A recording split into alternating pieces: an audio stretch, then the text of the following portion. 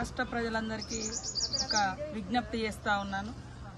గత కొంతకాలంగా పెద్ద ఎత్తున హైయెస్ట్ టెంపరేచర్ అనేది రావడంతో ముఖ్యంగా మారుమూల ప్రాంతాలలో గోదావరి పరివాహక ప్రాంతాలలో కూడా ఎండ తీవ్రత ఎక్కువ ఉండడంతో మరి ప్రజలందరికీ కూడా ఇబ్బంది కలిగేటువంటి పరిస్థితి ఉన్న దృష్ట్యా అందరూ కూడా ఎవరికి వాళ్ళు స్వీయ జాగ్రత్తలు పాటించాల్సిన అవసరం ఉంది.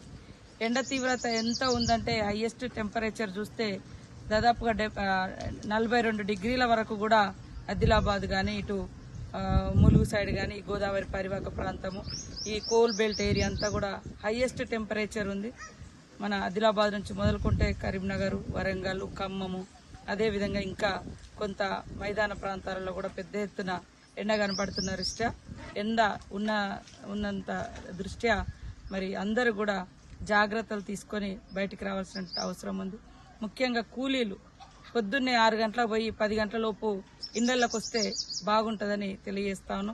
పొద్దున్ననక ఎండలో ఉంటే ఆ ఎండ దెబ్బ తలిగి మరి మోషన్స్ కానీ తర్వాత డిహైడ్రేషన్ కానీ ఇతరత్ర జబ్బులకు లోనేటువంటి పరిస్థితి కూడా ఉంటుంది. కాబట్టి ప్రజలందరూ కూడా తగు జాగ్రత్తలు తీసుకొని ఎండ నుంచి తమను తాము కాపాడుకుంటూ వడదెబ్బకు ఎండ దెబ్బకు గురికాకుండా మరి కావలసినటువంటి ఏదైతే బాడీకి కావాల్సినటువంటి చల్లదనం కానీ అదేవిధంగా నిమ్మకాయ నీళ్లు కానీ ఇతరత్ర మజ్జిగ కానీ తలకు కూడా ఒక గుడ్డను కట్టుకుంటే బాగుంటుంది. లేదా క్యాప్ లేదా గుడ్డ ఇట్లా కట్టుకొని బయటకు వస్తేనే కొంత ఎండ నుంచి రక్షణ ఉంటుంది. కాబట్టి రాష్ట్ర ప్రజలందరికీ కూడా మరొకసారి విజ్ఞప్తి చేసేది ఏంటంటే ఎండ తీవ్రత ఎక్కువ ఉన్న దృష్ట్యా ఎవరికి వాళ్ళు స్వీయ నియంత్రణ పాటిస్తూ ఉదయం 6 గంటలకు బయటికి వెళ్తే 10 గంటల లోపు 11 గంటల లోపు ఇండ్లలోకి వచ్చే విధంగా మరి టైం బాండ్ను ఫిక్స్ చేసుకుంటే బాగుంటుంది.